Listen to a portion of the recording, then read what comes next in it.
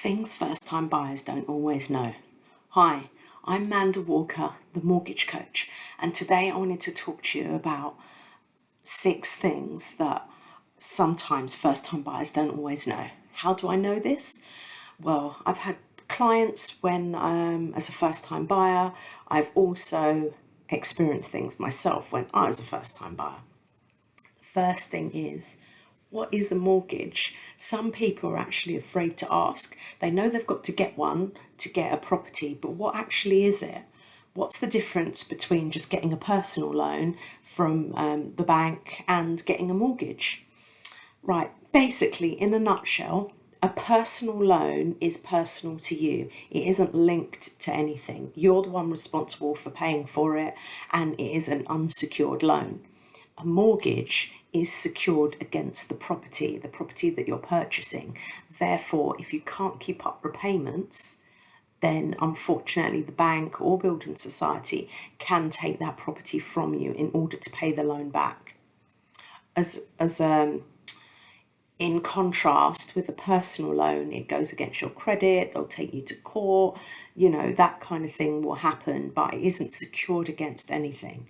So that's probably why you can't borrow as much on a personal loan as you can on a mortgage, because the mortgage is secured against the property. The second thing is chain free, chain. Everybody seems to talk about it, but what actually is it? So I was talking to someone yesterday and they were like, oh, I don't know why it's taken so long for my mortgage to complete because I'm chain free. Now, what that means is the majority of first-time buyers will be chain-free. They're coming and they've got nothing to sell before they buy. But whatever you're purchasing, the likelihood is the person you're buying from is selling their property, obviously, but they're also buying from someone else who's selling their property, who's buying from someone else who's selling their property. And that's how the chain works. That's why it's called a chain, because every individual who is buying or selling their particular property is the link in the chain. And that's how you got to think of it. So you may be a first-time buyer and you're literally either moving from rented accommodation or accommodation where you're living with family and friends into another property. So you don't have to sell anything, which is great. But the people you are buying from, the sellers, they may be buying a property that someone else is obviously selling, but they're also having to buy. So depending on how high that chain goes up, that unfortunately is why there's sometimes a delay. Now, if you're buying from someone and they're not moving into another property, that they're waiting on the other people from that other property, maybe they're moving into a retirement home, maybe they're selling up and going abroad, whatever the situation is, if they're chain free and you're chain free, the likelihood is that it will move quicker.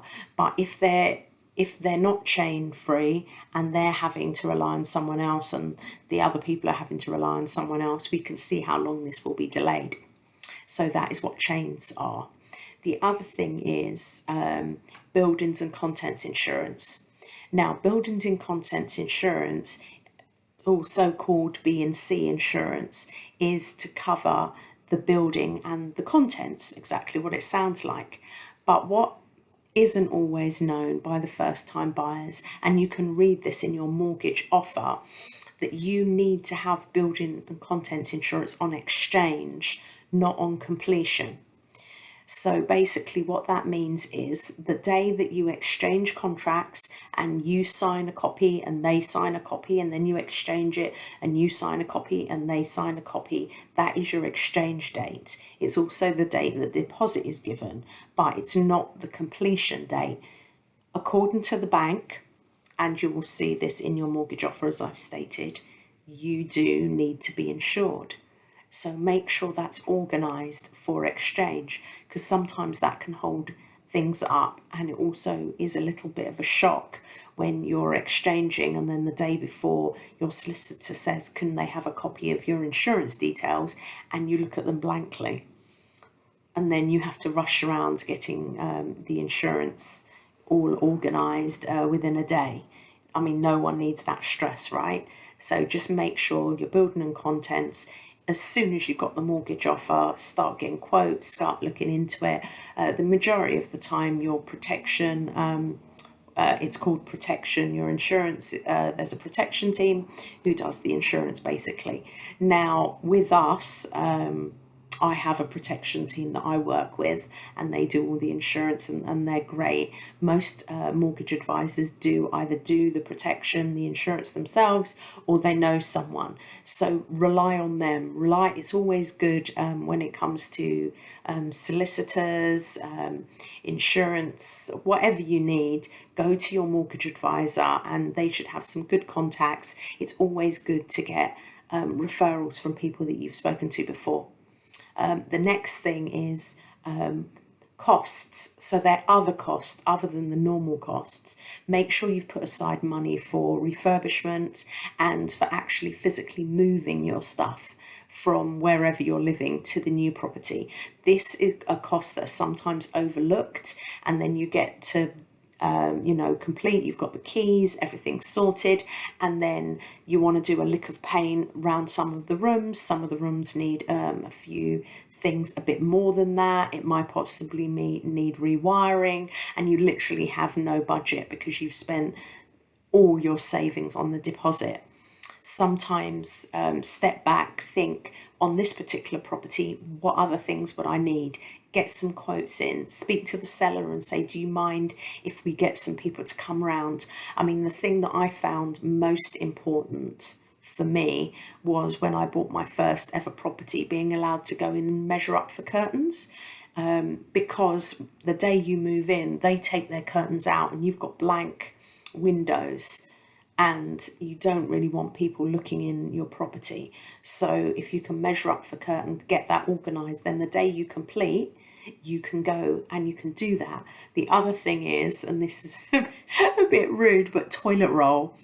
So I made sure when I moved in, I did have some toilet roll. So the two key things for me were curtains and toilet roll. There you go.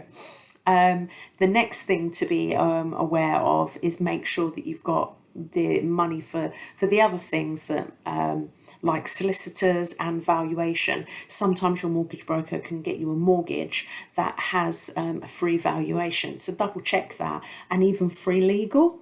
So you don't need a conveyancer or a solicitor, but just double check that information, whether you need one or whether you don't, and to put aside the budget. And then obviously there's stamp duty as well. Make sure if you're under the exemption, which as of this recording is 300,000 for first time buyers, that's great, no stamp duty. But if you're buying a property for say 500,000, then the first 300,000 will be free, but you'll have to pay tax on the next 200,000.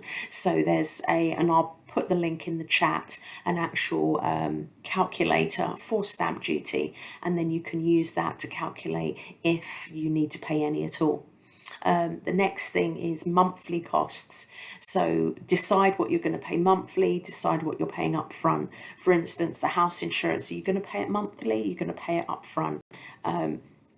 Your utilities, your water, are you going to pay the whole year, or are you going to pay it in quarters? Are you going to pay it monthly? Utilities, electricity, gas, how do you want to pay it?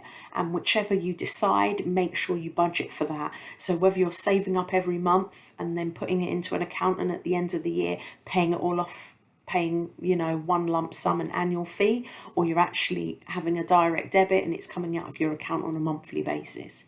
That's something to look for. And the other thing is, when you're going to buy your first property, have a strategy. For me, I knew that this property I was only going to have for a couple of years. In fact, when I first bought it, I thought it was ideal for renting out. So I intended to live in it for a couple of years, then make it into a buy-to-let and rent it out and buy another property. Is this going to be your forever home, or is it just going to be your first home and then the next property will be your future home? So bear that in mind when you're looking around properties, when you're saving up a deposit. How much are you going to invest in this first property? How much are you going to invest based on the fact that, of your time? What is going to be Is it going to be your forever home? You buy one place and never move anywhere else? Or are you going to work on stepping stones? And me personally, I was just really keen to get my own place. So I wasn't that fussy with my first property because I knew it was just temporary, just to get myself on the ladder, rather than waiting for months and years to get that perfect property. Because the longer you save, property's still going up. So it seems like it's a vicious circle. You're saving all this money and then you go back, look at the market and the price have gone up. Then you go back, you save for a few more months, go back, look at the market and the price has gone up again. So decide what you want to do. Thanks for your time. My name's Manda Walker and I'm the mortgage coach. Take care.